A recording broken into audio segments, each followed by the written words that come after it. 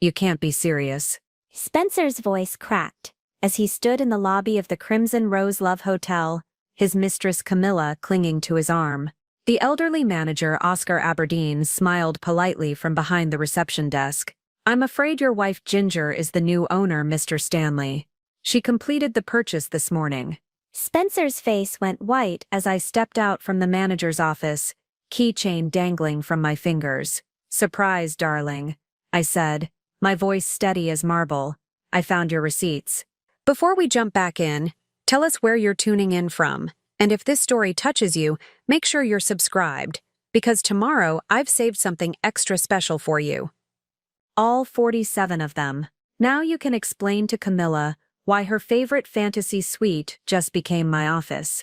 The burgundy leather receipts folder sat on my kitchen counter like an accusation, its contents spread across the granite surface in a damning timeline of betrayal. Each receipt from the Crimson Rose Love Hotel told a story I'd been too naive to read until now. February 14th, Valentine's Day, while I was visiting my sick mother. March 22nd, our anniversary night, when he claimed he was working late. April 15th, the weekend. He said he was at a business conference in Denver. My hands trembled as I held the most recent receipt, dated just 3 days ago. Room 237, the Romantic Rendezvous Suite. $180 for 4 hours. The same day he'd kissed me goodbye and promised to pick up groceries on his way home from the office. Instead, he'd been paying for champagne service and silk sheets while I'd waited for him with his favorite dinner growing cold on the stove. The coffee maker gurgled behind me, its familiar sound suddenly foreign in this new reality where my husband of 8 years had been living a double life. I'd always prided myself on being observant, on reading people and situations with the precision that made me successful in my career as a forensic accountant. Yet I'd missed the signs in my own home, in my own marriage. Spencer Stanley had been my college sweetheart, the charming business major who'd pursued me relentlessly through our senior year at Northwestern. He'd been persistent,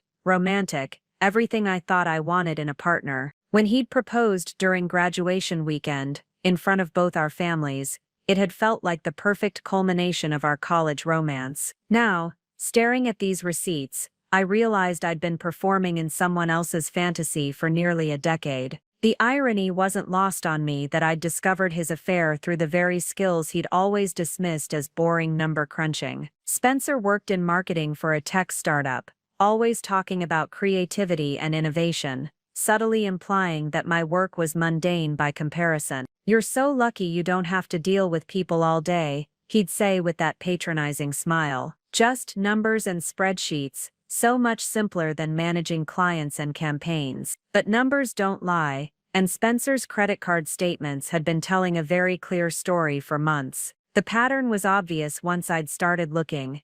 Such irregular charges to the same hotel, always on days when he claimed to be elsewhere, always paid for with the credit card. I rarely monitored because I trusted him to handle his own expenses. I'd stumbled upon the receipts by accident while organizing our home office for tax season. Spencer had been uncharacteristically secretive about his filing system lately, claiming he needed to streamline his business expenses without my help. When I'd offered to organize his receipts, something I'd done every year since we'd married, he'd gotten defensive, almost angry. I can handle my own paperwork, Ginger, he'd snapped, his voice sharp in a way that made me step back. Not everything needs your professional touch. The comment had stung, but I'd attributed it to work stress. Spencer's startup had been struggling lately, and I'd assumed the pressure was getting to him. I'd even felt guilty for pushing to help, wondering if I was being too controlling, too involved in his business. But yesterday,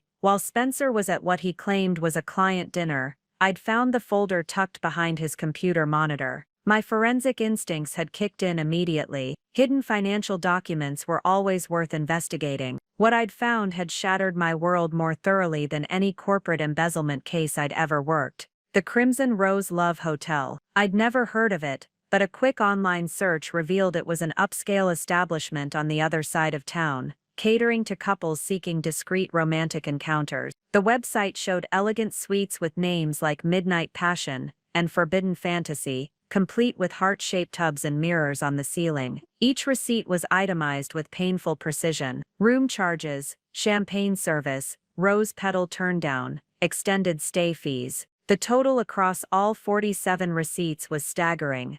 Over $8,000 in the past 6 months alone. Money that had come from our joint account, funding his betrayal with my own earnings. The most devastating detail was the frequency. This wasn't a one-time mistake or a moment of weakness. This was systematic, planned, budgeted for. Spencer had been living this double life with the same attention to detail he brought to his marketing campaigns, treating our marriage as just another project to be managed while he pursued his real interests elsewhere. I'd spent the entire night going through every receipt, cross-referencing them with my own calendar, with Spencer's claimed schedule, with the lies he'd told so effortlessly. The picture that emerged was of a man who'd been playing a role in our marriage while his real life happened in expensive hotel suites with someone else. My phone buzzed with a text from Spencer. "Working late again tonight, don't wait up. Love you, love." The word felt like a mockery now, typed casually into a phone while he was probably already planning his next visit to the Crimson Rose.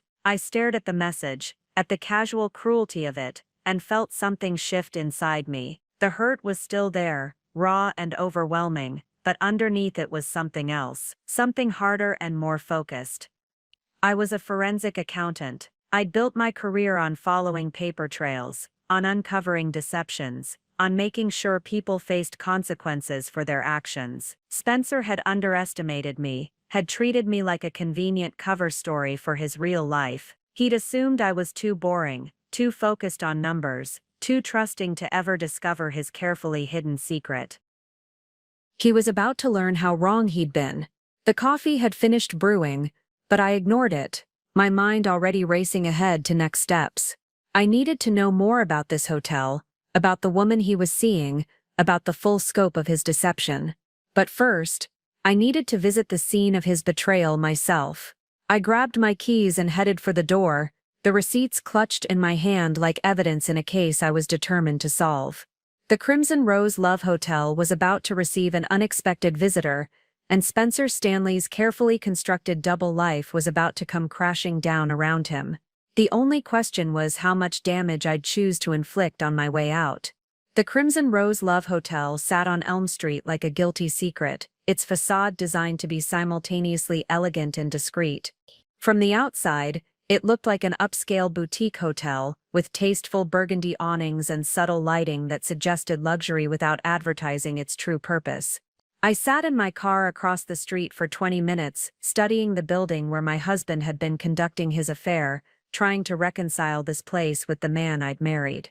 The parking lot was nearly empty at 2 in the afternoon, just a few expensive cars scattered across the spaces. I wondered if Spencer's silver BMW had occupied one of these spots, if he'd walked through that main entrance with another woman while I'd been at home organizing our finances and planning our future. My phone rang, jolting me from my surveillance. Spencer's name flashed on the screen, and I felt a surge of something between rage and hysteria. The audacity of him calling me while I sat outside his love nest was almost laughable. "Hey babe," his voice was warm, casual, the same tone he'd used for 8 years of marriage. "Just wanted to check in. How's your day going?" I stared at the hotel entrance, watching a young couple emerge hand in hand, both wearing sunglasses despite the overcast sky. "Oh, you know," I said, surprised by how normal my voice sounded. "Just running some errands. The usual. That's nice. Listen, I might be late again tonight. This Peterson project is really heating up, and the client wants to review the entire campaign strategy." The lie rolled off his tongue so smoothly I almost admired the craftsmanship. "Almost, of course," I replied.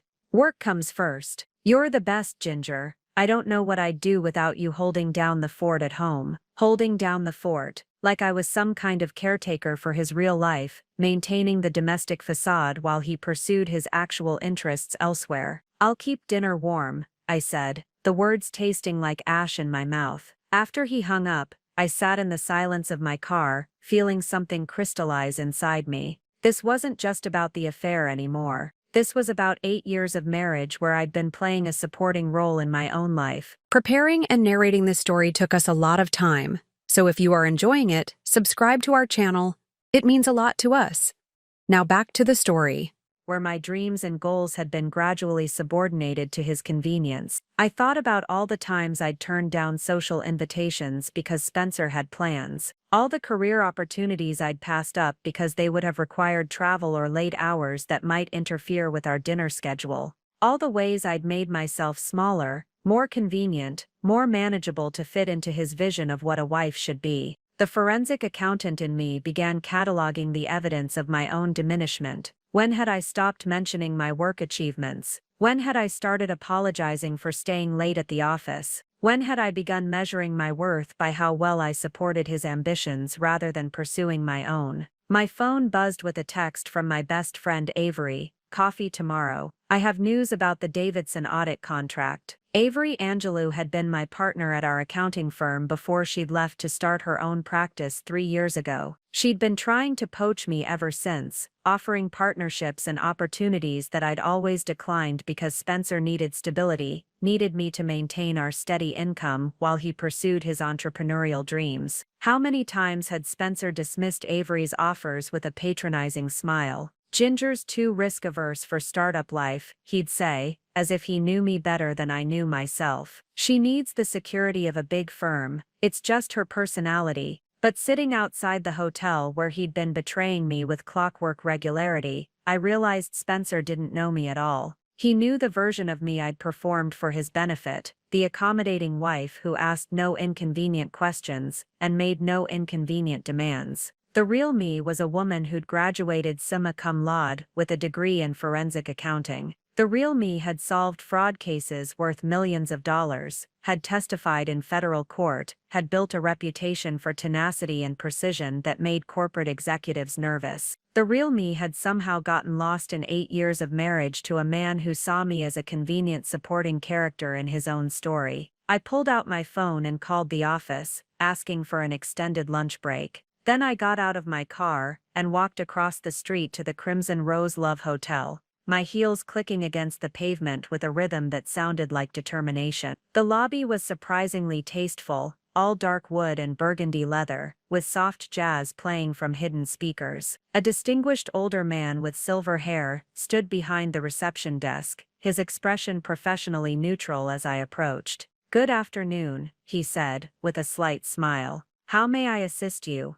I set the folder of receipts on the marble counter between us. "My name is Ginger Stanley," I said, watching his expression carefully. "I believe my husband has been a regular guest here." To his credit, the man's professionalism never wavered, though I caught a flicker of recognition in his eyes. "I'm Oscar Aberdeen, the manager here. I'm afraid I can't discuss specific guests due to our privacy policies." "Of course," I said, opening the folder to reveal the stack of receipts. "I'm not asking you to violate anyone's privacy. I'm simply here to understand exactly what my husband has been paying for." Oscar's eyes moved to the receipts, and I saw something shift in his expression. Sympathy, perhaps, or recognition of a situation he'd dealt with before. "Mrs. Stanley," he said quietly, "might I suggest we continue this conversation in my office?"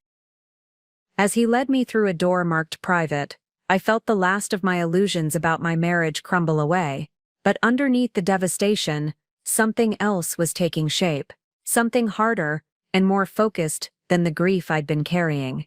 Spencer had underestimated me, had treated our marriage like a convenience while he pursued his real desires elsewhere.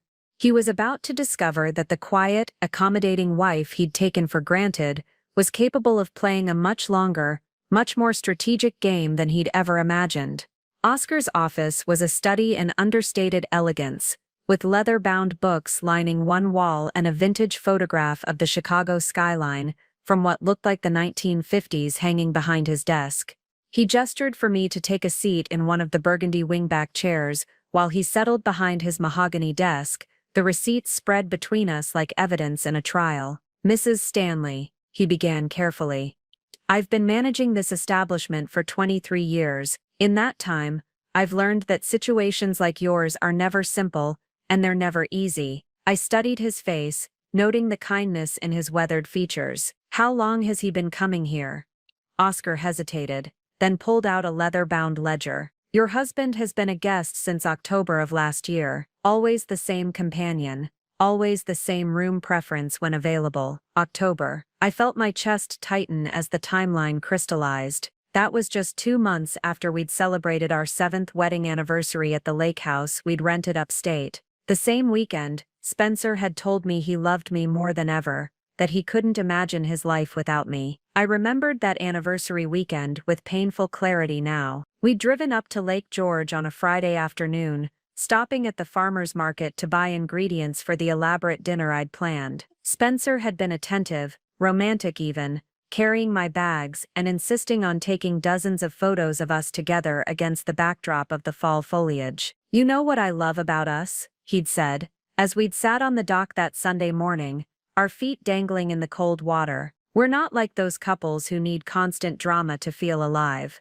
We have something real, something stable." I'd leaned against his shoulder, feeling grateful for that stability, for the quiet certainty of our partnership. We'd been together since senior year at Northwestern, had built our adult lives around each other, with the methodical precision of architects designing a home meant to last forever. We'd met in Professor Davidson's advanced marketing seminar, where I'd been the only accounting major in a room full of business students. I'd enrolled in the class as an elective, curious about the intersection between financial analysis and consumer behavior. Spencer had been the star student, charming and confident, always ready with the perfect case study example, or the most innovative campaign idea. Our first conversation had been about a project analyzing the financial impact of rebranding campaigns. I'd approached him after class with questions about his presentation on Nike's evolution, and he'd been genuinely interested in my perspective on the numbers behind the marketing magic. "You see patterns that the rest of us miss," he'd said, walking me across campus toward the library. "Marketing people like me, we focus on the story, the emotion, the connection, but you understand the foundation that makes it all possible." That comment had made me feel seen in a way I'd never experienced before. My professors valued my analytical skills, my classmates respected my work ethic, but Spencer was the first person who'd made me feel like my perspective was not just useful but essential. Our study sessions became coffee dates became dinners, and by spring semester we were inseparable. Spencer would bring me his marketing projects to review, asking me to run the financial projections that would ground his creative ideas in reality. I'd share my audit case studies with him, fascinated by his ability to see the human stories behind the numbers. "We make a perfect team," he'd told me the night he'd first said he loved me, as we'd sat in his dorm room, surrounded by spreadsheets and campaign mock-ups. "You keep me honest,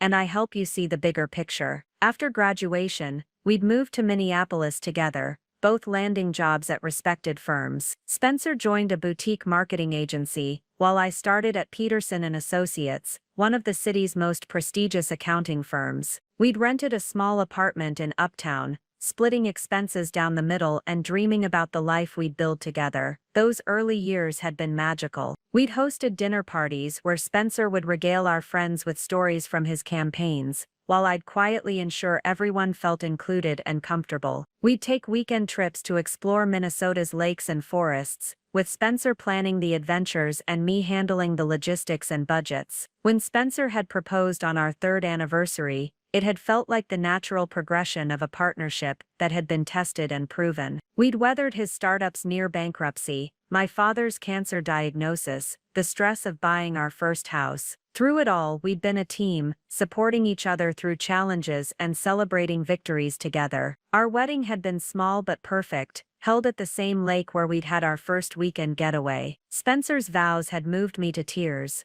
"Ginger, you're not just my wife, you're my partner in everything. You've made me a better man, a better professional, a better person. I promise to spend the rest of my life earning the gift of your love." The early years of marriage had been everything I'd hoped for. Spencer's agency had grown, partly thanks to my behind-the-scenes financial guidance. I'd been promoted to senior associate at Peterson and Associates, with Spencer cheering louder than anyone at the office celebration. We'd bought our dream house in the suburbs, adopted a golden retriever named Max, started talking seriously about children. But sitting in Oscar's office, staring at receipts that documented months of systematic betrayal, I could see how gradually things had changed. When had Spencer stopped asking for my input on his projects? When had he started dismissing my achievements as lucky breaks rather than earned successes?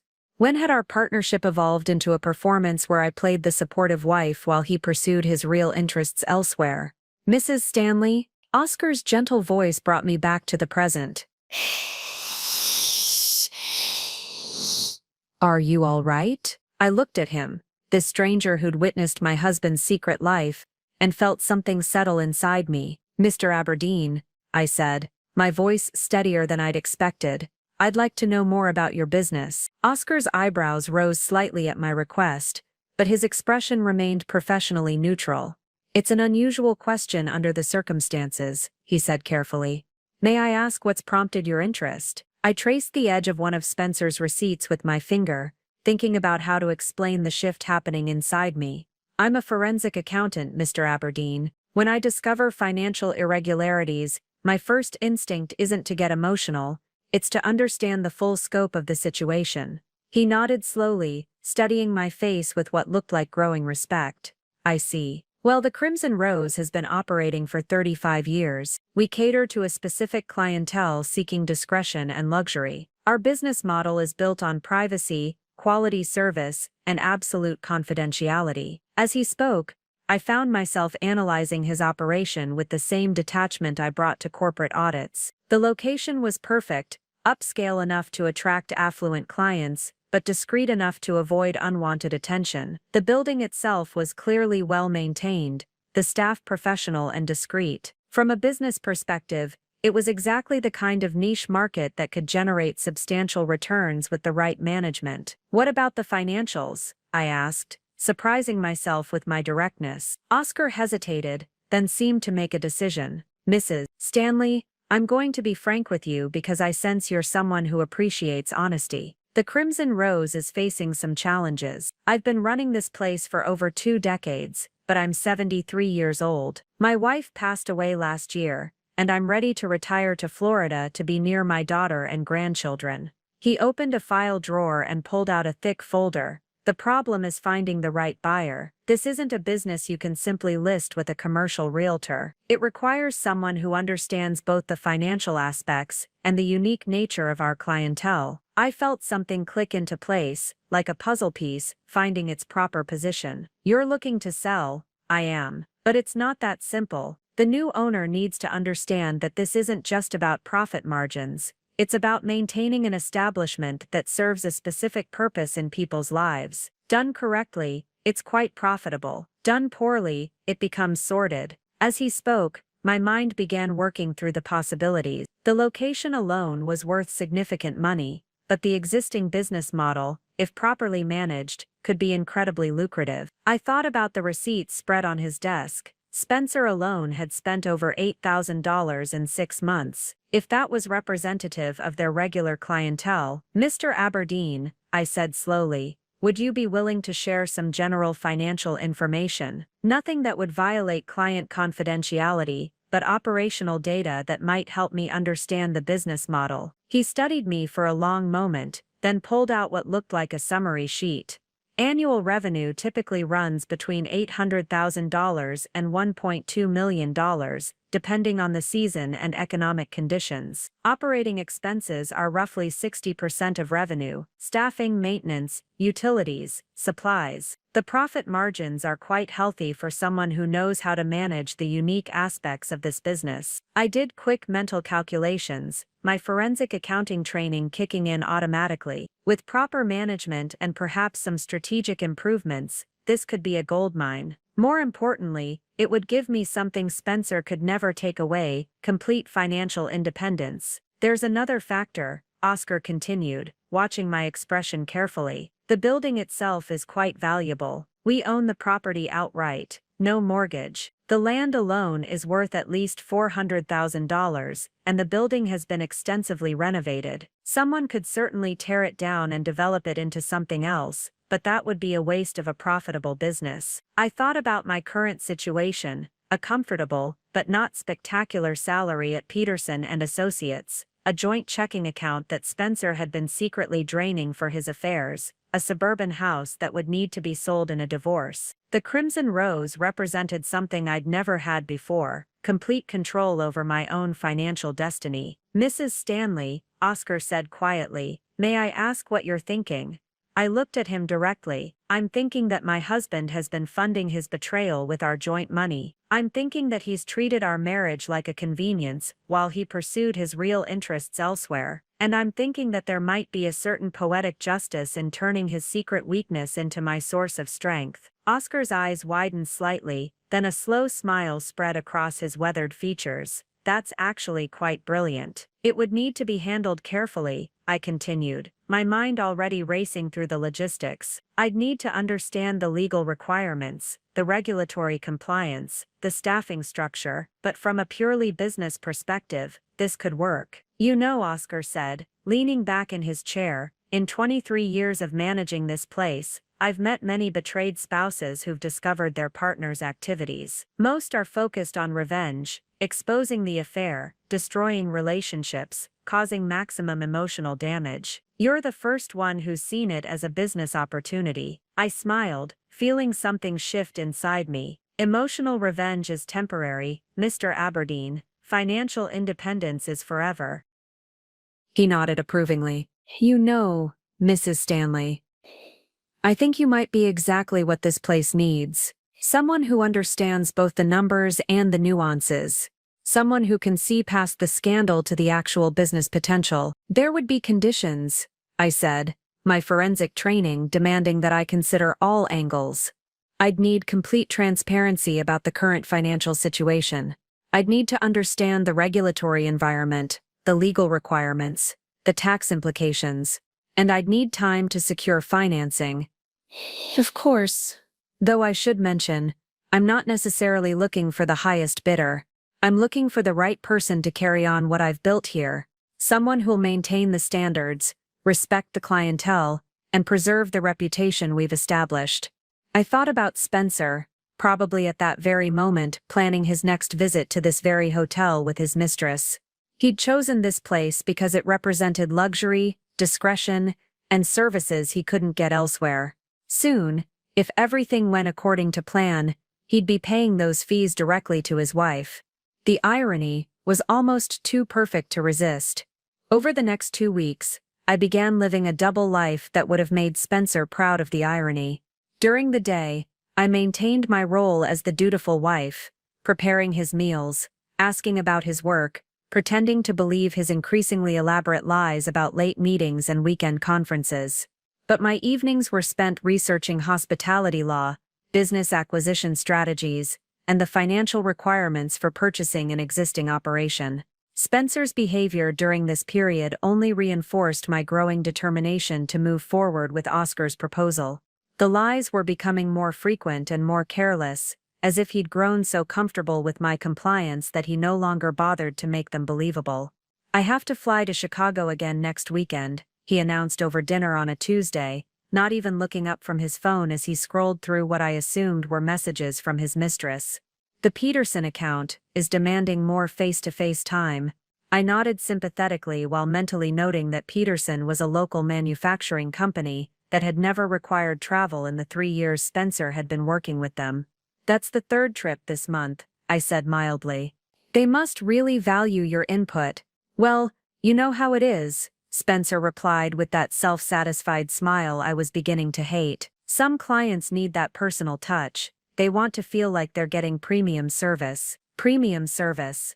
I almost laughed at the unintentional accuracy of his description. According to the receipts I'd found, he'd been paying for very premium service indeed: champagne, roses, extended stay packages that cost more than most people's monthly rent. "I'm sure they appreciate your dedication," I said, taking a sip of wine to hide my expression. That weekend, while Spencer was supposedly in Chicago, I drove back to the Crimson Rose to meet with Oscar for what he'd called a comprehensive business review. He'd spent the week compiling financial records, regulatory documents, and operational procedures for my examination. The depth of information was impressive. Oscar ran his establishment with the precision of a Fortune 500 corporation: detailed expense tracking, customer satisfaction surveys, employee performance reviews, even seasonal trend analysis. Every aspect of the operation was documented, measured, and optimized. The regulatory compliance is actually quite straightforward,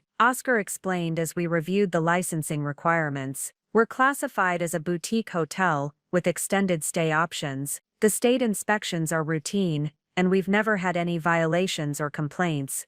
I studied the staff structure, noting the careful balance between discretion and professionalism. How do you handle employee turnover? This seems like a position where trust would be paramount. Excellent question. We pay above market rates and offer comprehensive benefits. Most of our staff have been here for years. They understand that their job security depends on absolute confidentiality and professional behavior. He pulled out another folder. Background checks are extensive, and we have strict protocols for handling sensitive situations. As we talked, I found myself increasingly impressed with the operation Oscar had built. This wasn't some seedy back alley business. It was a sophisticated service company that happened to cater to a very specific market. The profit margins were excellent, the customer base was stable and affluent, and the regulatory environment was manageable. There's one more thing you should know, Oscar said as our meeting was winding down. Your husband made a reservation for this coming Thursday. Same room, same companion as always. I felt a cold fury settle in my chest.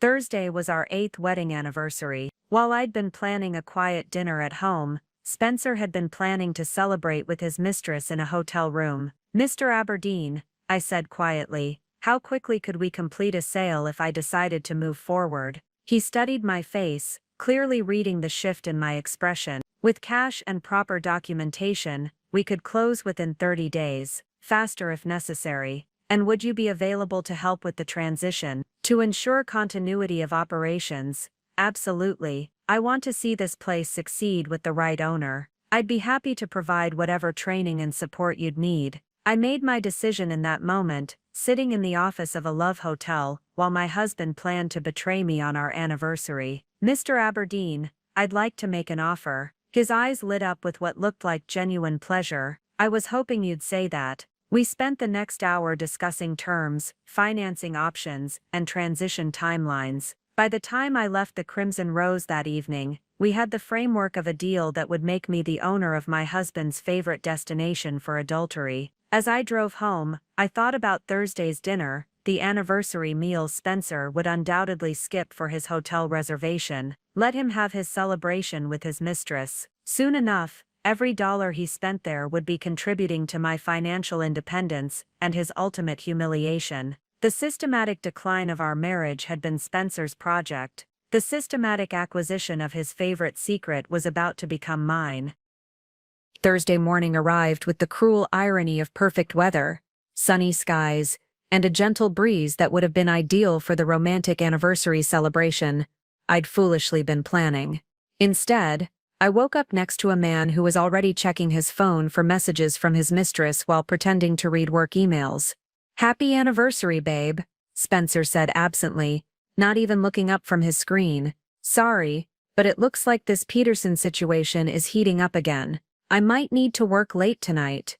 I lay still for a moment, marveling at his ability to lie so casually on what should have been one of the most important days of our year. "Of course," I replied softly. "Work comes first." The rest of the morning passed in a surreal haze of domestic normalcy. Spencer showered and dressed with particular care, choosing his most expensive cologne, and the shirt I'd once told him made him look handsome. Every detail of his preparation was for another woman, while I made his coffee and packed his lunch like the dutiful wife I was still pretending to be. After he left, I called my best friend Avery Angelo, needing to hear a friendly voice before the day of reckoning I had planned. "Ginger." Perfect timing. Avery's warm voice came through the phone. "I was just thinking about you. How are the anniversary plans going?" I almost laughed at the question. "They've taken an unexpected turn," I said carefully. "Avery, can I ask you something? How did you know when it was time to leave Peterson and Associates and start your own practice?" There was a pause on the other end of the line. "That's a very specific question for anniversary morning. Is everything okay?"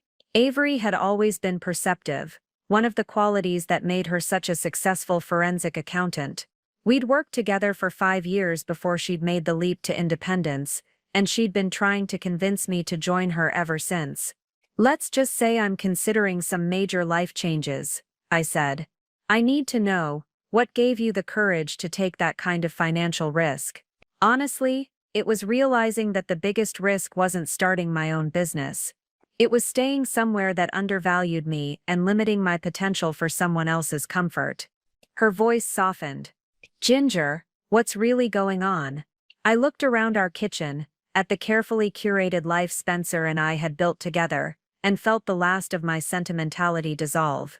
I found some irregularities in Spencer's financial records, I said, using the professional language that felt safer than admitting the personal devastation. Significant ones. Oh honey, Avery's tone immediately shifted to protective. Do you need help, legal advice, a place to stay? Actually, I need business advice. If I were to acquire a small hospitality business, something with existing cash flow and growth potential, would you be interested in handling the accounting transition? There was another pause, longer this time. You're buying a hotel? Something like that. It's complicated, but the numbers are solid, and I think it could be very profitable with the right management. Ginger Stanley, you continue to surprise me. Yes, absolutely, I'd be interested. And when you're ready to talk about the whole story, not just the business parts, I'm here for that too. After we hung up, I felt stronger somehow. Avery's support reminded me that I had allies beyond Oscar, people who believed in my capabilities and would help me build whatever came next. The afternoon crawled by with agonizing slowness. I tried to work from home, reviewing client files and preparing reports, but my mind kept drifting to what was happening at the Crimson Rose. Spencer's reservation was for 3 p.m., checkout at 7 p.m. 4 hours of betrayal on our wedding anniversary, paid for with money from our joint account. At 6:30 my phone rang. Spencer's name appeared on the screen, and I took a deep breath before answering. Hey beautiful, his voice was slightly breathless, probably from his afternoon activities. I'm really sorry, but this Peterson emergency is going to run all night. Can we postpone our anniversary dinner until tomorrow? Of course, I said, my voice steady. These things happen. You're the best, Ginger. I really don't deserve you. For once, Spencer had said something completely accurate. After hanging up, I drove to the Crimson Rose for my scheduled evening meeting with Oscar. We'd planned to finalize the purchase agreement and discuss the transition timeline. As I pulled into the parking lot, I spotted Spencer's silver BMW in a far corner, confirmation that his Peterson emergency was exactly what I'd expected. Oscar was waiting in his office with a bottle of champagne and a folder of documents. Mrs. Stanley, he said with a genuine smile, congratulations on becoming the new owner of the Crimson Rose Love Hotel. I signed the papers with steady hands, each signature bringing me closer to financial independence and further from the woman who'd woken up that morning, still hoping to save her marriage. When Oscar handed me the keys, I felt something shift inside me, not just anger or hurt, but power. There's one more thing, Oscar said as we finished the paperwork. Your husband is currently in the Midnight Passion Suite with his companion. They requested late checkout, so they'll probably be here until around 9. I looked at my watch, 7:45 p.m. In 15 minutes, I would own the building where my husband was celebrating our anniversary with another woman. The poetic justice was almost overwhelming. Mr. Aberdeen, I said quietly. I think it's time for the new owner to make her presence known. Oscar studied my face for a long moment, then nodded slowly. Are you certain about this approach, Mrs. Stanley? Once we take this step, there's no going back to the way things were. I thought about Spencer upstairs, probably lying naked next to his mistress, both of them laughing about how easily he'd deceived his naive wife. I thought about 8 years of marriage where I'd gradually made myself smaller to accommodate his growing ego. I thought about our anniversary dinner, cold and untouched on our kitchen counter. Mr. Aberdeen, I said firmly. There was never any going back. Spencer made sure of that months ago. He reached into his desk drawer and pulled out a master key card. This accesses every room in the building. The Midnight Passion Suite is on the 3rd floor, Room 327. Would you like me to accompany you? I shook my head. This is something I need to do alone. But thank you for everything. You've given me more than just a business opportunity. You've given me my life back. Oscar stood and extended his hand. Mrs. Stanley, it has been my absolute pleasure. I believe the Crimson Rose is in excellent hands. As I rode the elevator to the third floor, I felt strangely calm. The rage that had sustained me through the discovery and investigation phases had crystallized into something colder and more focused. Spencer had chosen to humiliate me in private for months. Now it was time to return the favor, but with a much larger audience. The hallway was elegantly appointed with burgundy carpeting and tasteful artwork. Soft classical music played from hidden speakers, and the lighting was warm and intimate. Everything about this place screamed luxury and discretion. Exactly the kind of environment Spencer would choose for his secret life. I stood outside room 327 for a moment, listening to the muffled sounds from within. Spencer's laughter, a woman's voice I didn't recognize, the unmistakable sounds of intimacy. My husband was celebrating our 8th wedding anniversary by having sex with another woman in a hotel room that I now owned. I slid the key card into the lock and heard the soft click of the mechanism disengaging. Then I opened the door. The scene that greeted me was exactly what I'd expected, and somehow still shocking in its casual cruelty.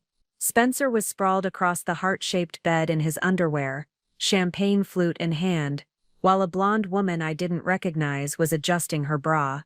Rose petals were scattered across the sheets, and several empty champagne bottles sat on the nightstand.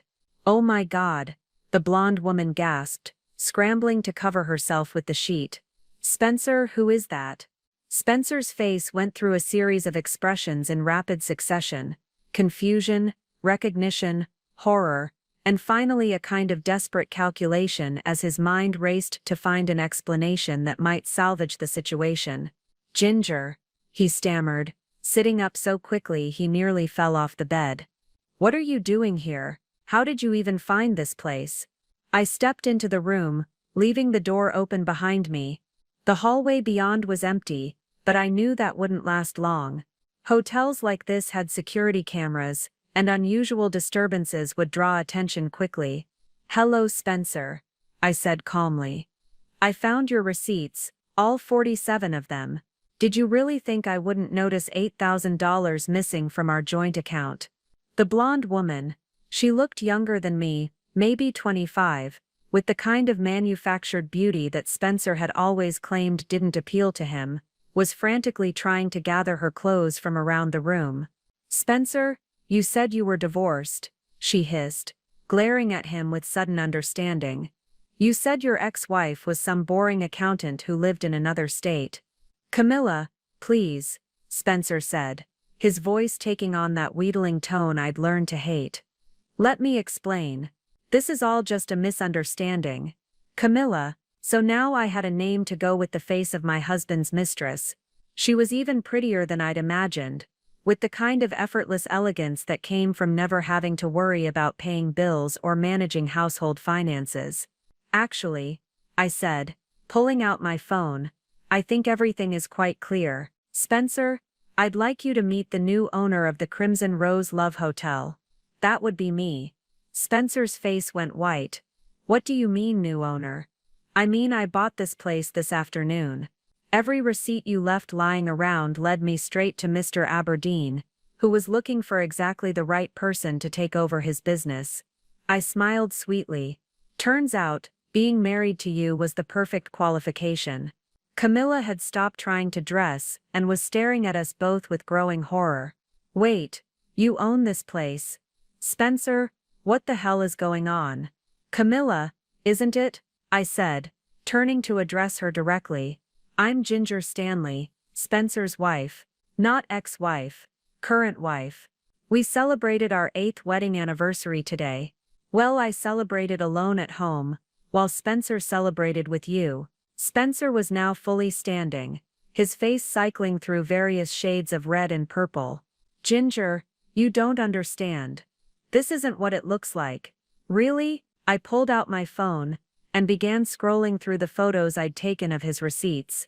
Because it looks like you've been having a 6-month affair, using our joint money to pay for hotel rooms, champagne and whatever other services this establishment provides.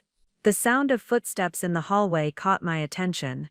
Oscar appeared in the doorway, flanked by 2 security guards, who looked like they'd seen this kind of situation before. "Mrs. Stanley," Oscar said formally, "is everything all right? We had reports of a disturbance." I looked at Spencer, still in his underwear, at Camilla clutching the bedsheet to her chest, at the evidence of their celebration scattered around the room, and felt a deep satisfaction settle in my chest. "Everything is perfect, Mr. Aberdeen," I said. I was just introducing myself to some of our guests, and explaining the new management structure. Spencer found his voice first, though it came out as more of a croak. "Ginger, we need to talk privately. This is between us." "Private?" I laughed, the sound echoing off the mirrored ceiling. "Spencer, you forfeited privacy when you decided to celebrate our anniversary with another woman in a hotel room. Besides, I think Camilla deserves to understand exactly who she's been sleeping with." Camilla had managed to wrap herself in a silk robe, her face a mixture of humiliation and growing anger. "Spencer, you told me you were getting divorced. You showed me apartment listings, said you were moving out next month." I felt a fresh wave of betrayal wash over me. He hadn't just been having an affair, he'd been planning to leave me, stringing along both of us with different versions of his fictional future. "Spencer was moving out?" I asked, my voice dangerously quiet. "How interesting. This is the first I'm hearing about it." Spencer's hands were shaking as he reached for his pants. "Camilla, you don't understand. The situation is complicated. My marriage has been over for years, but there are financial entanglements." "Financial entanglements," I repeated flatly. "Is that what you call a joint mortgage, shared investments, and the money I've been contributing to your startup dreams for 8 years?" Oscar cleared his throat diplomatically. "Perhaps this conversation would be better suited for a more private venue. We do have other guests to consider." "Actually," I said, making a decision that surprised even me, "I think this is exactly where this conversation needs to happen. Spencer, you chose this room, this hotel, this moment, to betray our marriage. It seems fitting that this is where it ends." I pulled out my phone and opened my camera app. "Smile, darling. I want to document this historic moment, the day your wife became your landlord." "Ginger, don't," Spencer said, panic creeping into his voice. "You're being irrational. We can work this out." "Irrational?" I felt something snap inside me. "Spencer, I spent 3 weeks systematically investigating your lies. I researched business acquisition laws, secured financing, conducted due diligence on this property, and negotiated a purchase agreement. If that's irrational, then irrationality is significantly more effective than your rational approach to marriage." Camilla had been listening to our exchange with growing horror. "Wait, Spencer. How long have you been lying to me? When exactly were you planning to get divorced?" Spencer looked between us like a cornered animal. "Camilla, please, let me explain later. This isn't the time." "Actually," I interjected, "I think this is the perfect time. Camilla, would you like to see Spencer's calendar from last month?" Because according to his work schedule, he was in client meetings during every single one of your romantic afternoons here. I pulled up the photos I'd taken of Spencer's work calendar, which I'd accessed through his laptop while he slept. "Look at this. Tuesday, March 15th, 2 p.m. to 6 p.m., marked as Peterson client presentation. But according to the hotel records Mr. Aberdeen shared with me, that's exactly when you two were enjoying the champagne service in this very room." Camilla's face was growing redder by the minute. "Spencer, you told me you'd taken vacation days for our dates. You said I was so important you were willing to use up your time off." That is, the situation evolved," Spencer stammered, clearly realizing that his web of lies was unraveling faster than he could repair it. "The situation evolved," I repeated thoughtfully. "Like how our joint checking account evolved to pay for your hotel rooms, or how your business trips to Chicago evolved to include 4-hour stops at the Crimson Rose." Oscar stepped forward gently. "Mrs. Stanley, If I may suggest, perhaps we could relocate this discussion to my office. I believe there are some practical matters to address regarding your husband's account status. I looked at Spencer, still fumbling with his clothes, and felt the last vestiges of my attachment to our marriage finally dissolve. Yes, let's discuss Spencer's account status. Spencer, as the new owner, I'm implementing some policy changes. First, effective immediately, this establishment no longer extends credit to guests. All services must be paid in full at the time of booking. Spencer's face went pale. What does that mean? It means your tab for today's celebration, champagne, extended stay rose petal service, late checkout, comes to $347. Cash only. I don't have that much cash on me, Spencer said weakly. How unfortunate. Mr. Aberdeen, what's our policy for guests who can't settle their accounts? Oscar's eyes twinkled with what might have been amusement. Standard procedure is to hold one form of identification until payment arrangements can be made. I smiled sweetly at Spencer. Perfect. I'll take your driver's license and your credit cards. You can retrieve them when you pay your bill. This is insane, Spencer exploded. You can't just actually I can. This is my business now, Spencer. My property, my rules. I turned to Camilla, who was watching our exchange with fascination. Camilla, I don't suppose you'd be willing to cover Spencer's tab. After all, you did enjoy the champagne. Camilla looked at Spencer with disgust. I wouldn't pay for his coffee, let alone his lies. She grabbed her purse and headed for the door. Spencer, lose my number. If you ever contact me again, I'll make sure everyone at your precious startup knows exactly what kind of man you really are. As Camilla's heels clicked down the hallway, Spencer turned to me with desperation in his eyes.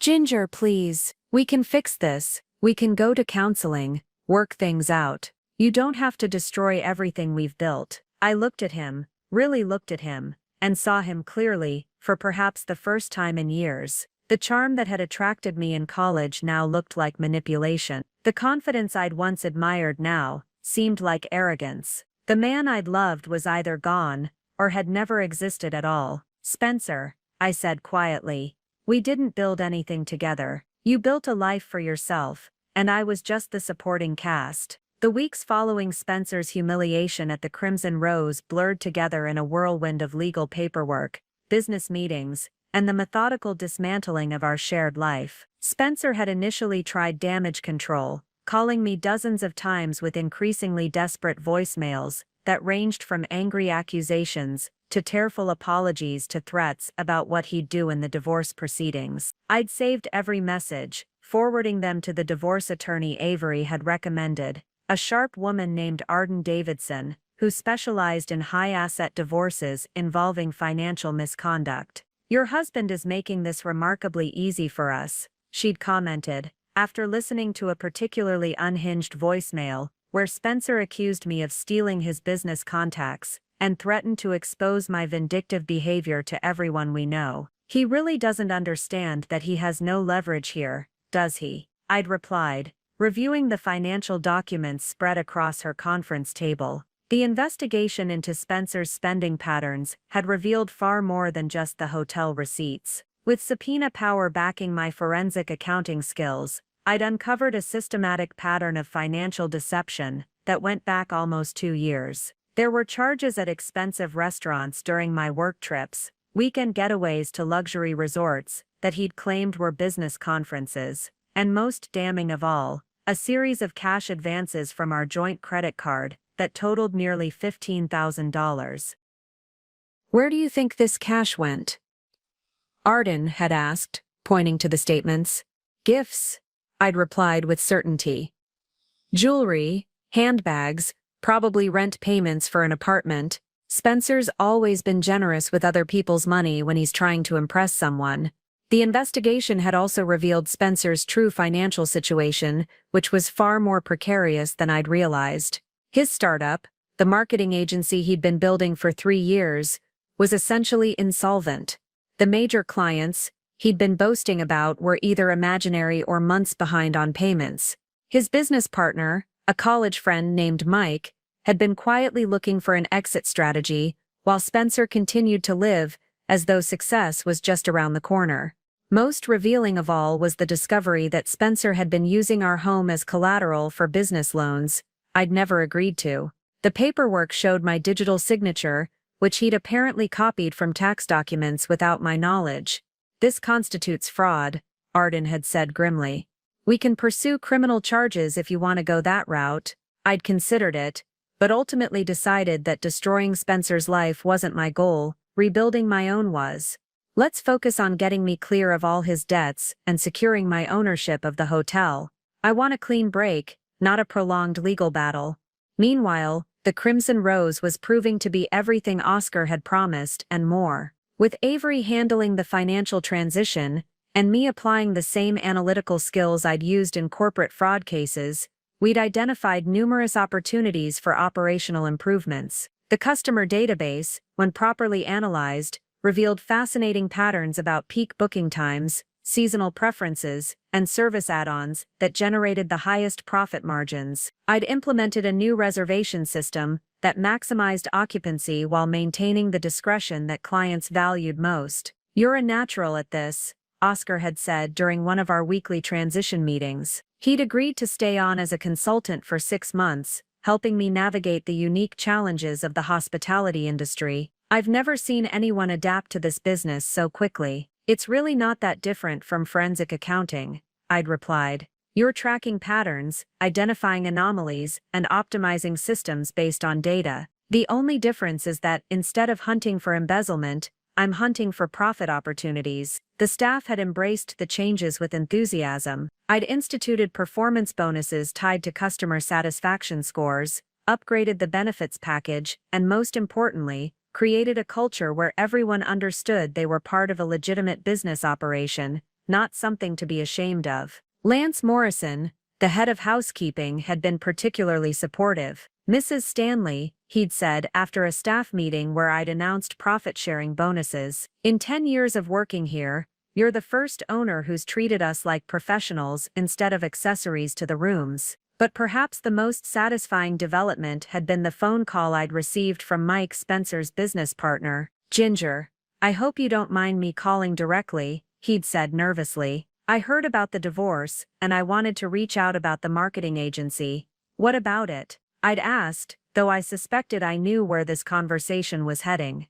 "Well, Spencer's been struggling lately, missing meetings, falling behind on client work, making promises he can't keep. The Peterson account dropped us last week, and 2 other clients are threatening to leave." Mike had paused. "I know this is awkward, given your situation, but I wondered if you might be interested in discussing a consulting arrangement. Your financial analysis skills could really help us turn things around." I'd smiled, thinking about Spencer's reaction when he learned that his estranged wife was being courted by his own business partner. "Mike, I appreciate the offer, but I'm fully committed to my new venture. However, I know someone who might be perfect for what you need. Let me put you in touch with Avery Angelou." The irony was Spencer's failing business might be saved by my best friend, while I built a successful enterprise from the ashes of his betrayal. Justice had never felt so mathematically precise. That evening, as I reviewed the Crimson Rose's monthly revenue reports in my new downtown apartment,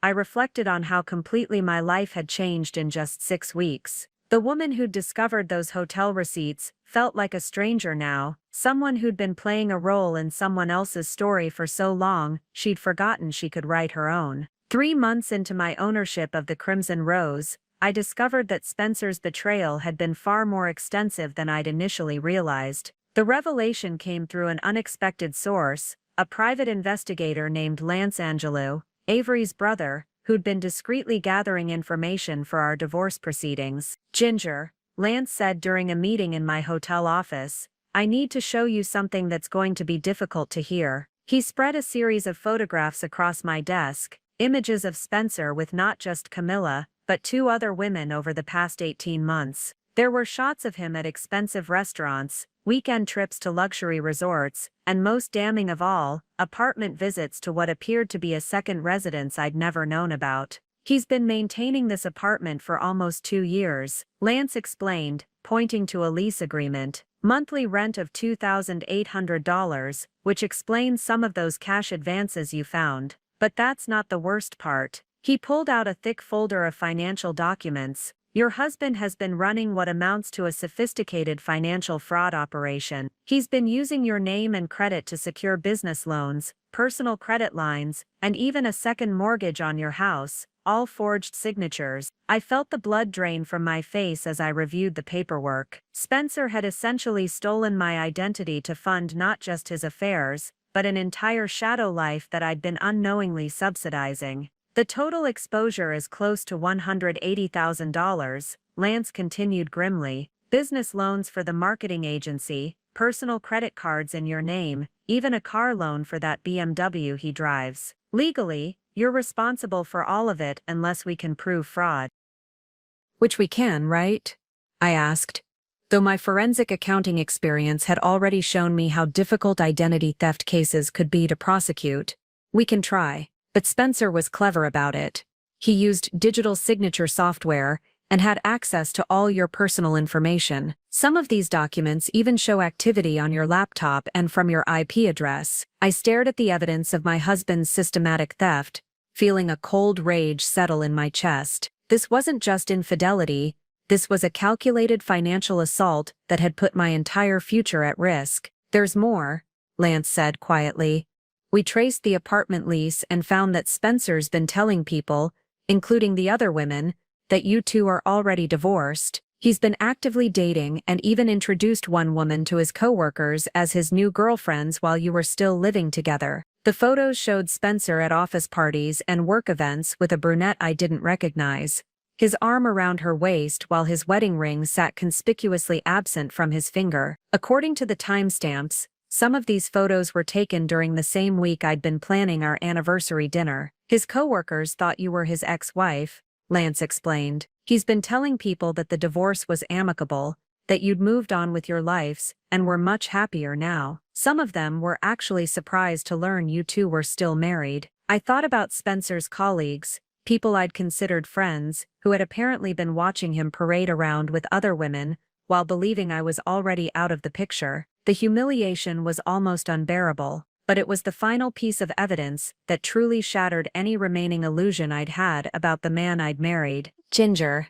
Lance said, carefully. We found emails between Spencer and his business partner Mike, discussing the hotel receipts. They knew you'd discovered them. He handed me printed copies of email exchanges that made my blood run cold. Spencer had written to Mike. The hotel thing is handled. Ginger found some receipts, but I convinced her they were for client entertainment. She's so trusting, she actually apologized for questioning me. Mike's response was equally damning. You're playing with fire, man. What if she gets suspicious and starts digging deeper? Spencer's reply. She won't. Ginger's not the type to cause drama. She's too worried about maintaining our perfect little life to risk rocking the boat. Besides, she makes good money and doesn't ask too many questions about how I spend it. Why would I give that up? The casual cruelty of his assessment hit me like a physical blow. Spencer hadn't just been cheating on me, he'd been actively exploiting what he saw as my weaknesses, using my trust and financial stability to fund his betrayal while mocking my character to his friends. When did you receive these emails? I asked, surprised by how steady my voice sounded. We got them through a subpoena last week. Spencer's business computer is technically company property, so Mike had to turn over all communications. I studied the timestamps on the emails. Spencer had sent them just 2 days after I'd confronted him about the first receipt I'd found. The same night he'd brought me flowers and suggested we plan a romantic getaway to reconnect. Lance, I said quietly, I want you to expand the investigation. I want to know about every loan, every credit card, every financial obligation Spencer has created in my name. I want to know about every woman, every lie, every conversation where he's discussed our marriage. Lance nodded approvingly. We can do that. But Ginger, once we start pulling those threads, there's no going back. Are you prepared for what we might find? I looked around my office, the space that had once been Oscar's domain and was now mine, filled with profit reports and business plans for a company I'd built from the ashes of my husband's betrayal. Spencer made the mistake of underestimating someone who specializes in uncovering hidden financial crimes, I said. He thought I was too weak and trusting to fight back. Let's show him exactly how wrong he was. The expanded investigation that followed Lance's discoveries became a masterclass in systematic evidence gathering. Within 2 weeks, I'd assembled what Arden Davidson called the most comprehensive financial fraud case she'd seen in 15 years of divorce law. But the real breakthrough came from an unexpected source. Camilla Davidson, Spencer's former mistress, who contacted me directly through the hotel's business line. Mrs. Stanley. Her voice was nervous but determined when I answered the phone in my office. This is Camilla. From that night at the hotel. I know this is awkward, but I need to talk to you. I felt my jaw tighten. What could we possibly have to discuss? Spencer's been calling me, texting me, even showing up at my work. He's getting desperate, and he's saying things about you that, well, I think you should know about them. Against my better judgment, I agreed to meet her at a coffee shop downtown. Camilla arrived looking nothing like the confident woman I'd encountered in the hotel room. She was pale, nervous, constantly checking over her shoulder, as if she expected Spencer to appear at any moment. He's completely lost it, she said without preamble, sliding a manila envelope across the table. He's been harassing me for weeks, trying to get me to lie for him in your divorce. He wants me to say that you knew about our relationship, that you were fine with it, that you're just being vindictive now. I opened the envelope to find printed screenshots of text messages, emails, and even recorded voicemails, where Spencer alternated between pleading with Camilla and threatening her. This one's from yesterday, she said, pointing to a particularly unhinged text message. He's offering me money to testify that you were emotionally abusive, that you drove him to cheat, because you were controlling and manipulative. The message was even worse than she'd described. Camilla. I'll pay you $10,000 cash to tell my lawyer that Ginger knew about us and was okay with it. She's trying to destroy me out of spite. You know what she's really like, cold, calculating, more interested in money than love. Help me prove what a vindictive bitch she really is. Why are you showing me this? I asked, studying Camilla's face for any sign of deception. Because I believed him when he said you were divorced. I believed him when he said you were this awful, controlling woman who'd made his life miserable. She looked me directly in the eyes. But that night at the hotel, seeing how you handled everything with such dignity while he fell apart, I realized everything he'd told me about you was probably a lie. She pulled out another document, a lease agreement with her signature on it.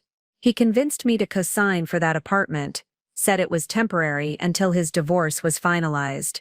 Now I'm stuck with the rent payments because he's behind on everything. I studied the lease terms, my forensic training immediately spotting the problematic clauses. Camilla, this agreement makes you responsible for the full amount if Spencer defaults. You could be liable for thousands of dollars. I know. My lawyer says I'm essentially screwed unless Spencer can pay his share, which doesn't seem likely given what I'm hearing about his business. She looked at me hopefully. I was wondering, since you seem to be good at this legal stuff, maybe we could help each other. It was an unexpected alliance, but one that made perfect sense from a strategic perspective. Camilla had been victimized by Spencer's lies just as much as I had, albeit in a different way. More importantly, she had evidence of his current behavior that could be crucial for our case. What exactly are you proposing? I asked. I'll testify about everything. The lies he told me about being divorced, the forged apartment lease, the harassment since that night at the hotel. In exchange, maybe your lawyer could help me figure out how to get out of this apartment situation without destroying my credit. I considered the offer. Camilla's testimony would be devastating to Spencer's attempts to paint himself as the wronged party. Her evidence showed a pattern of deception and manipulation that went far beyond our marriage. There's something else, she said, lowering her voice. Spencer told me he's been hiding money. He said he had accounts that Ginger doesn't know about, and that he was planning to disappear everything before you could get your hands on it in the divorce. My blood ran cold. Hidden assets were every forensic accountant's nightmare in divorce proceedings, nearly impossible to recover unless you could prove they existed. Did he give you any specifics? Account numbers, bank names, anything concrete? Camilla shook her head. Not directly, but he was drunk one night and kept talking about his cryptocurrency investments and how you were too old-fashioned to understand digital assets. He said something about having Bitcoin accounts in other names that would set him up for life. Cryptocurrency. Of course. The perfect vehicle for hiding assets from both the IRS and divorce proceedings. Digital, difficult to trace, and easy to transfer to accounts under false names or even overseas exchanges. Camilla, I said, making a decision that would prove crucial to everything that followed.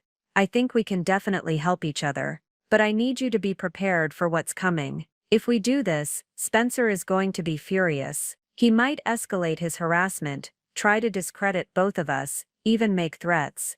She straightened her shoulders with a resolve I hadn't expected. Mrs. Stanley, Spencer stole 8 months of my life with his lies. He made me an accessory to ruining your marriage without my knowledge. He's trying to destroy my credit and my reputation to save himself. She met my eyes with steel in her voice. I want him to face consequences for what he's done to both of us. That afternoon, I called an emergency meeting with Arden, Lance, and Avery. When I explained about Camilla's evidence and the possibility of hidden cryptocurrency assets, the room fell silent. This changes everything, Arden said finally. If we can prove Spencer's been hiding assets in digital currencies, we can pursue criminal charges for financial fraud, not just civil penalties. Lance was already making notes. I'll need to bring in a specialist in cryptocurrency forensics. It's expensive, but if he's hidden significant money, it could be worth millions depending on when he bought in. Avery looked at me with something like awe. Ginger, you've essentially built a case that could send Spencer to prison while securing everything you need for a complete financial fresh start. As we planned our next moves, I realized that Spencer's greatest mistake hadn't been underestimating my intelligence or my determination. It had been assuming that the people he'd hurt would stay silent and isolated, that we wouldn't find each other and combine our evidence into something far more powerful than the sum of its parts. He was about to learn that betrayed women, when they work together, can be absolutely devastating. The cryptocurrency forensics specialist that Lance brought in was a woman named Celie Aberdeen, a former FBI cybercrime investigator who now worked private cases. Her reputation for tracking digital assets through the blockchain was legendary, and her fees reflected that expertise. Mrs. Stanley, she said during our first consultation, spreading printouts across the conference table in my lawyer's office. Your husband has been more active in cryptocurrency markets than most day traders. We've identified at least 7 different exchange accounts, multiple wallet addresses, and what appears to be a sophisticated laundering operation. The scope of Spencer's digital deception was staggering. Using advanced blockchain analysis software, Celie had traced a pattern of transactions that showed Spencer had been converting our joint funds into cryptocurrency for over 2 years, then moving those assets through a series of exchanges to obscure their origin. The total value is approximately $340,000, she continued, though the exact amount fluctuates with market conditions. More importantly, he's been using identity information from multiple sources, not just yours, but also his business partner Mike and even Camilla, to create accounts. Arden Davidson looked up from her legal pad. That's multiple counts of identity theft, wire fraud, and potentially money laundering if he's been moving money internationally.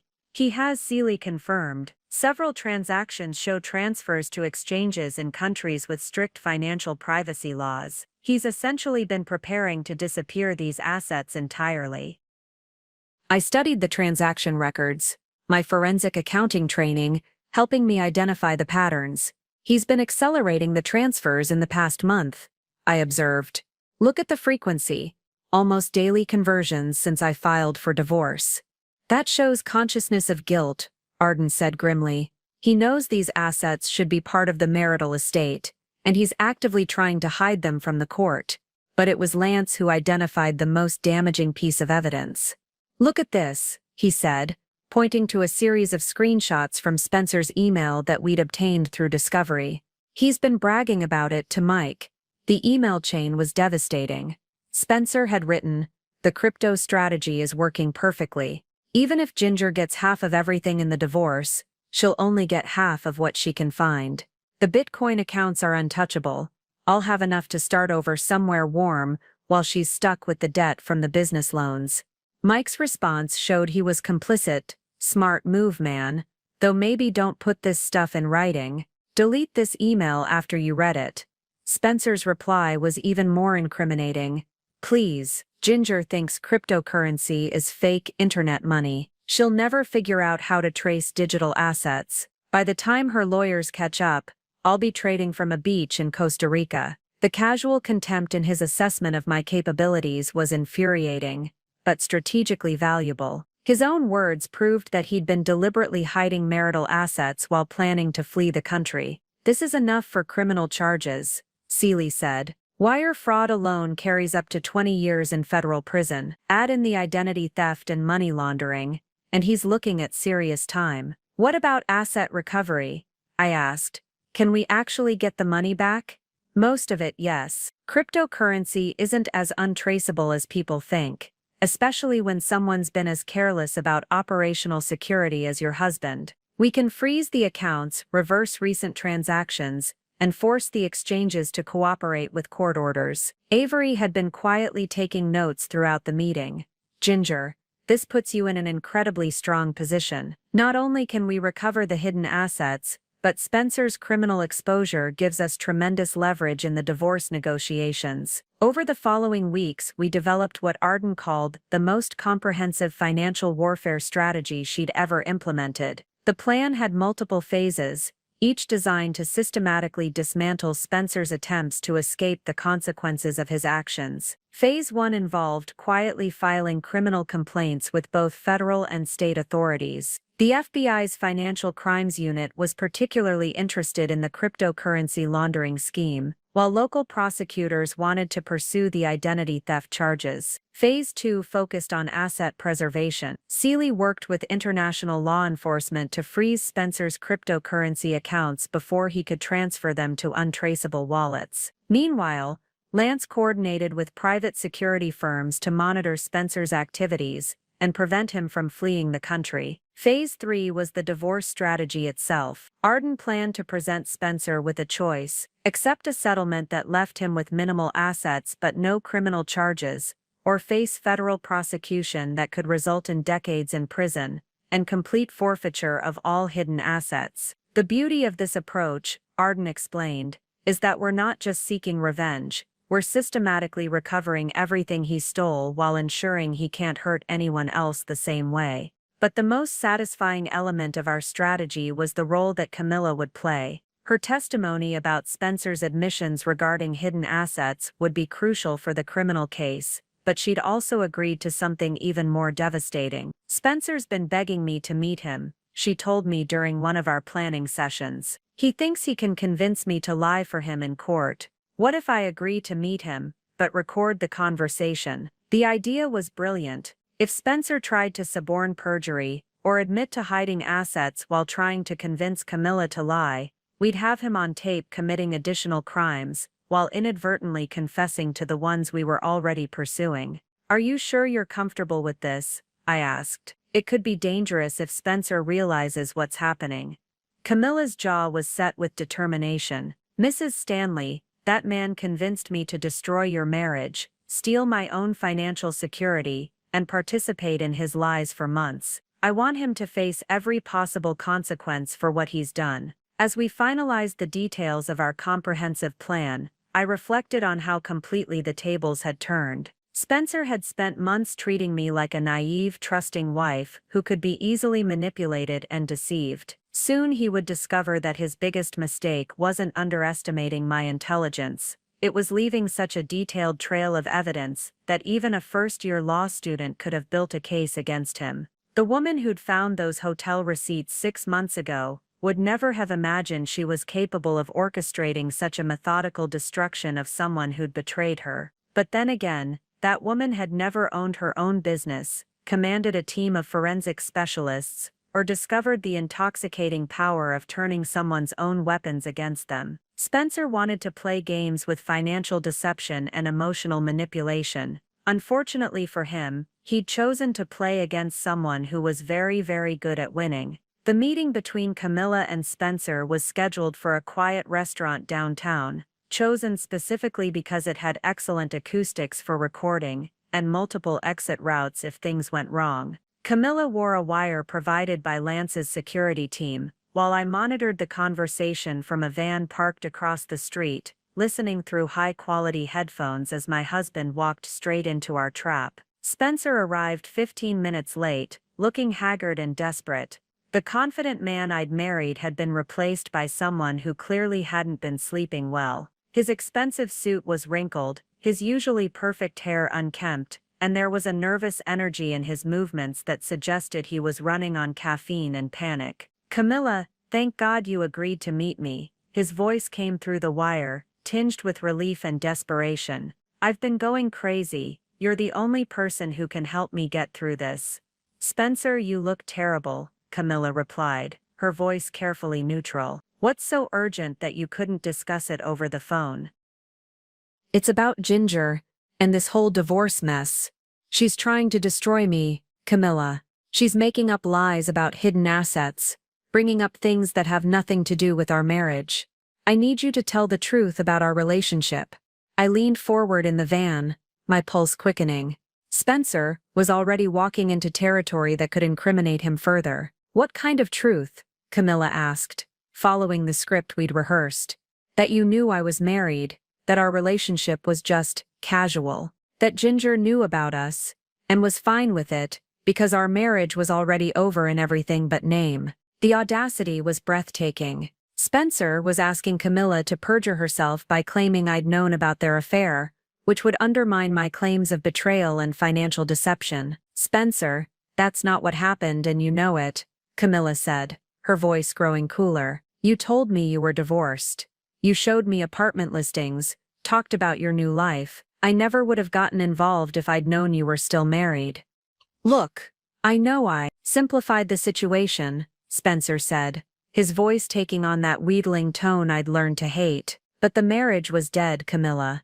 We were just going through the motions. I was trying to protect you from the drama of a messy divorce. By lying to me for months, it wasn't lying, it was protecting you. And now I need you to protect me. Ginger's lawyers are claiming I hid money from her, that I committed fraud. But you know that's not true. You know I'm not that kind of person." I almost laughed out loud. Spencer was about to confess to exactly the crimes we suspected him of while trying to convince Camilla he was innocent. "What money are they talking about?" Camilla asked, staying perfectly on script. Spencer's voice dropped to a whisper, which our sophisticated recording equipment picked up clearly. "She's claiming I have cryptocurrency accounts she doesn't know about, which is ridiculous. Those investments were made with my own money I earned before we were married." Lance, sitting beside me in the van, raised his eyebrows. Spencer had just lied about the source of the cryptocurrency funds while inadvertently confirming their existence. "Spencer,"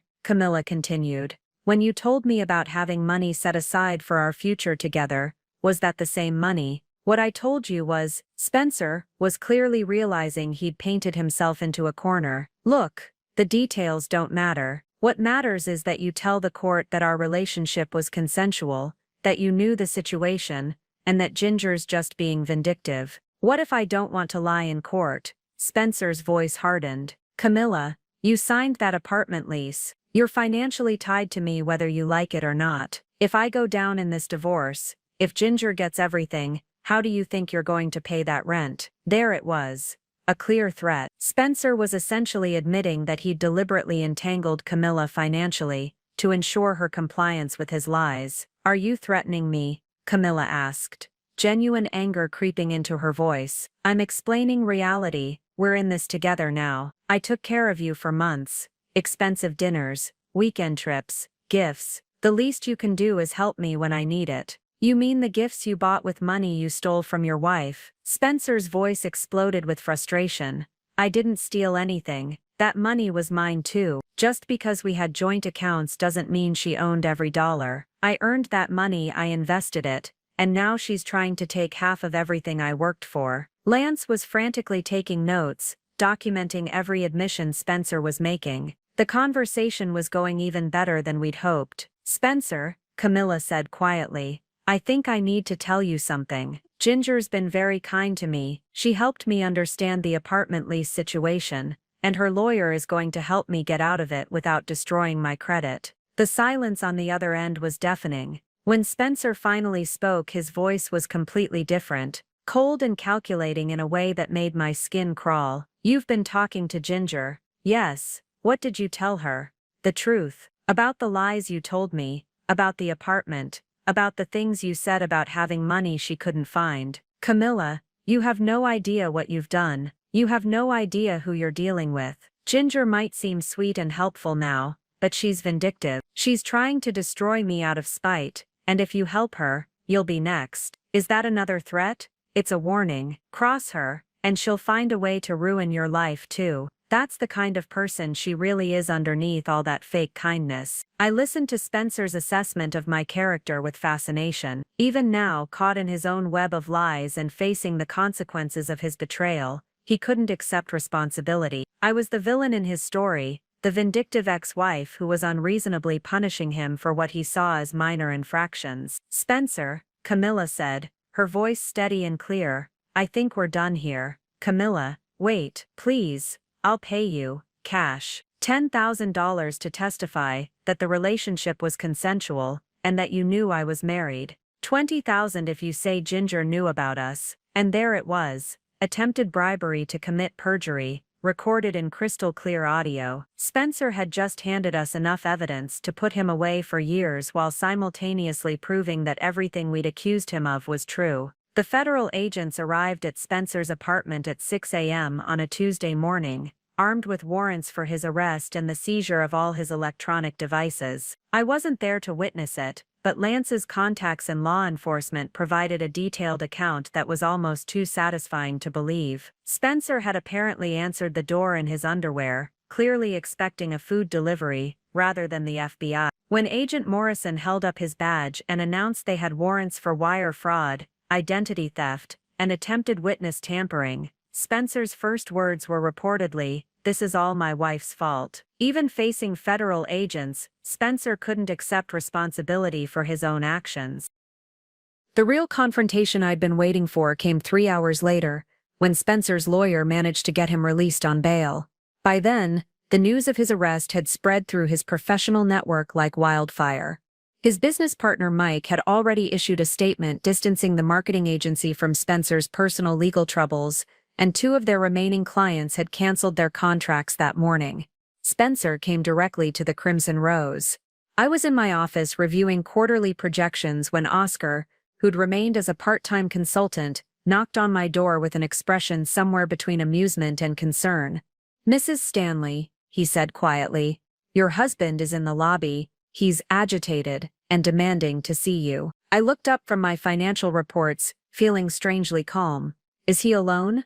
"Yes, though he's making quite a scene." Should I call security? I considered the options.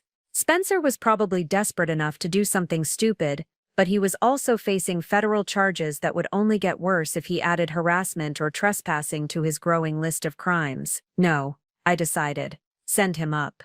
But have Lance's security team standing by, just in case. 5 minutes later, Spencer burst through my office door without knocking, his face red with fury and what looked like the lingering effects of a sleepless night. The confident businessman I'd married was completely gone, replaced by someone who looked unhinged and desperate. "You vindictive bitch," he snarled, slamming the door behind him. "Do you have any idea what you've done?"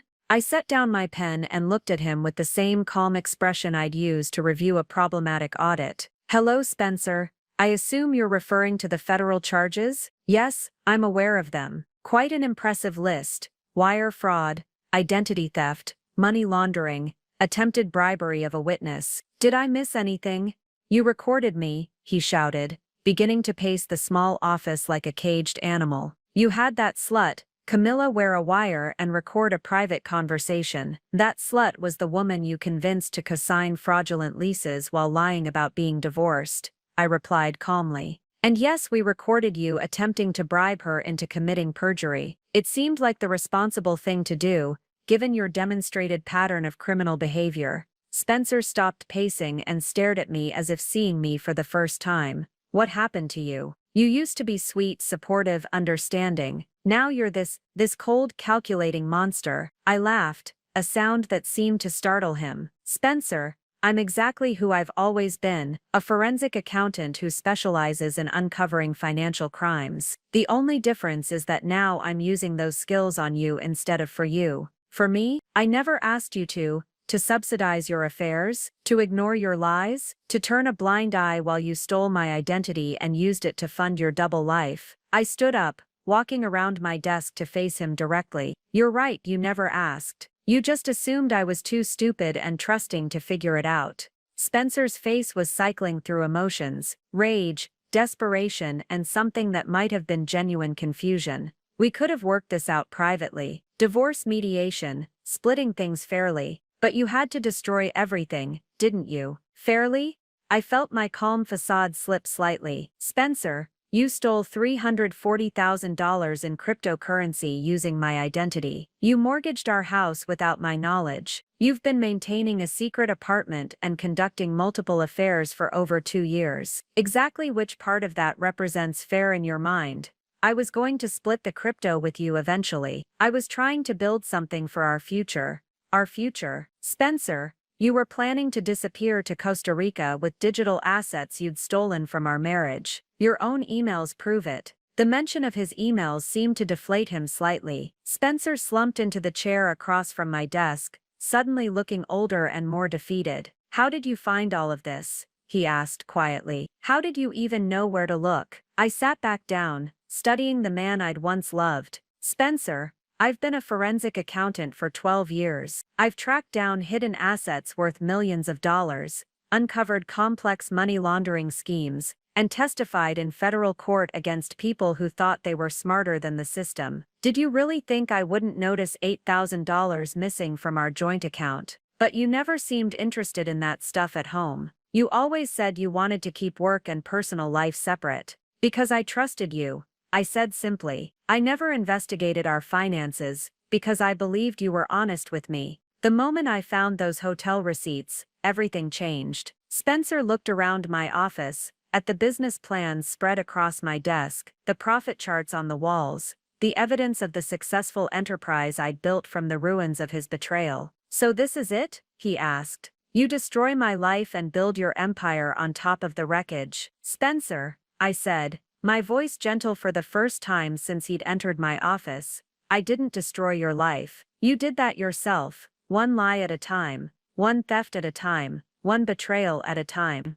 I just documented it. He stared at me for a long moment, and I saw something shift in his expression. Perhaps for the first time in our relationship, Spencer was actually seeing me clearly, not as the supportive wife he'd taken for granted, but as the intelligent, capable woman who'd systematically dismantled his carefully constructed web of deception. I never meant for it to go this far, he said finally. I know, I replied. That's the problem. You never thought about consequences, never considered that your actions might hurt other people. You just did whatever felt good in the moment, and assumed you could charm your way out of any trouble. Spencer stood up slowly, looking around my office one last time. So what happens now? Now you face the consequences of your choices. The federal prosecutors are offering a plea deal, 5 years in prison in exchange for full restitution and cooperation with asset recovery. Your lawyer probably told you about it this morning.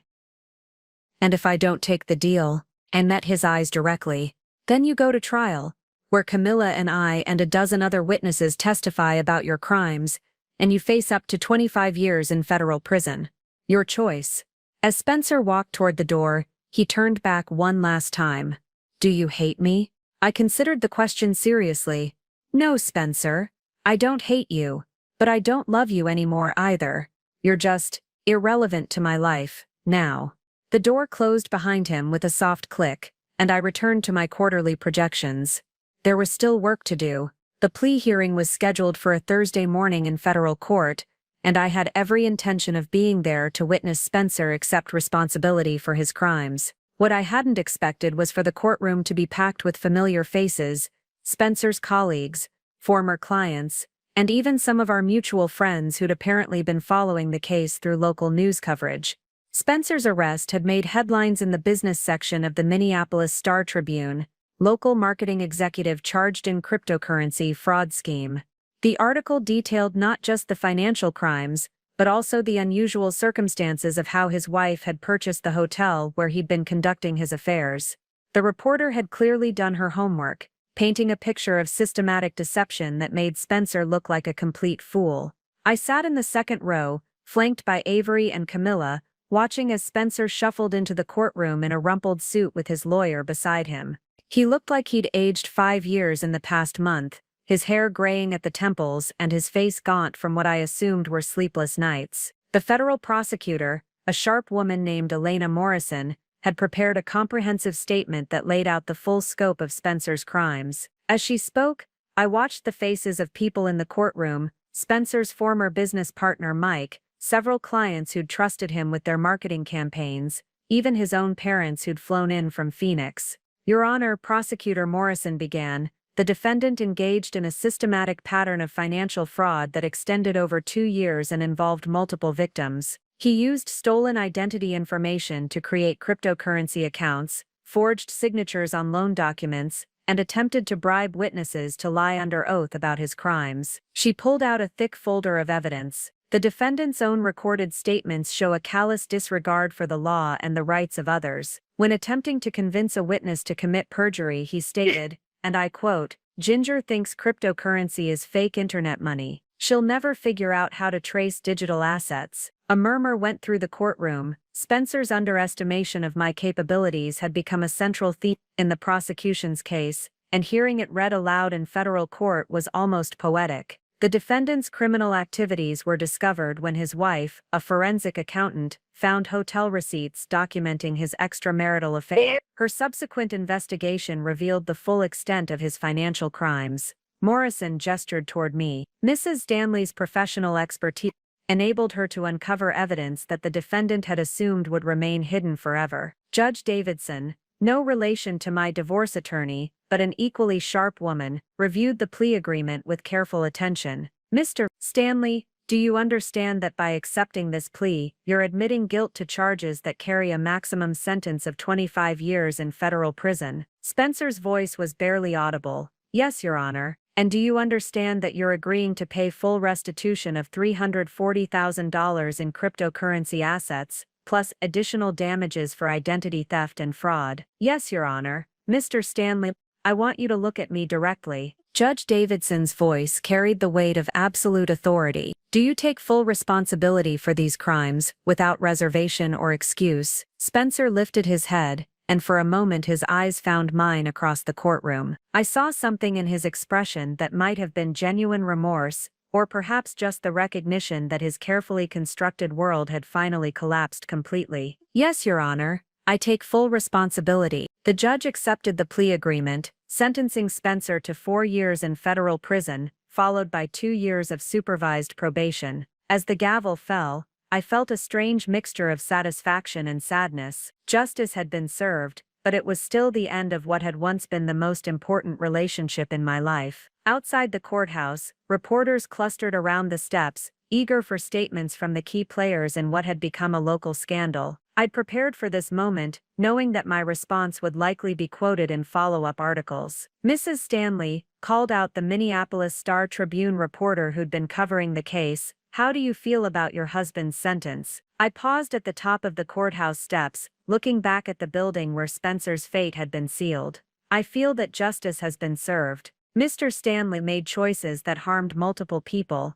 and he's now facing the consequences of those choices. What about your role in uncovering his crimes? Some people are calling you a hero for exposing financial fraud." I considered the question carefully. "I'm not a hero. I'm a forensic accountant who discovered that her personal life had become a crime scene. I simply applied the same professional standards to my marriage that I'd always applied to my work." "What's next for you and the Crimson Rose?" This question I was happy to answer. The Crimson Rose is thriving under new management. We've expanded our services, improved our facilities, and maintained the highest standards of discretion and professionalism. We're proof that sometimes the best revenge is building something better from the ashes of betrayal. As I walked down the courthouse steps, I spotted Mike, Spencer's former business partner, waiting by the curb. He approached cautiously, clearly uncertain of his reception. "Ginger," he said nervously, "I wanted to apologize. I had no idea Spencer was doing anything illegal with your money. If I'd known Mike,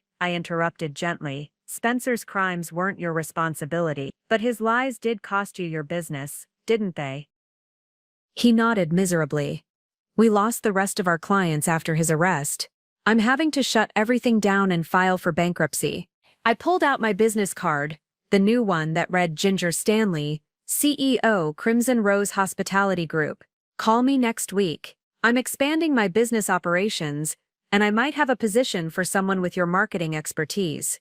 Mike stared at the card in amazement. You'd hire me? After everything? Spencer deceived both of us, Mike. The difference is that you didn't know about his crimes, and you tried to distance yourself once you learned the truth. That shows integrity. I smiled. Besides, I believe in second chances, just not third ones. As I drove away from the courthouse, I reflected on how completely my life had changed in less than a year. The woman who'd discovered those hotel receipts had been playing a supporting role in someone else's story. The woman driving away from Spencer's sentencing was the author of her own narrative, and it was turning out to be quite an adventure. 2 weeks after Spencer's sentencing, I received an unexpected visitor at the Crimson Rose. Camilla arrived during the lunch hour, looking professional in a navy blazer, and carrying what appeared to be a portfolio. Ginger, she said, extending her hand formally, thank you for agreeing to see me. I know this is unusual, but I have a business proposition. I gestured for her to take a seat in my office, curious about what could have brought Spencer's former mistress to my door with a business plan. I've been thinking about our conversation months ago, when you said that emotional revenge is temporary, but financial independence is forever,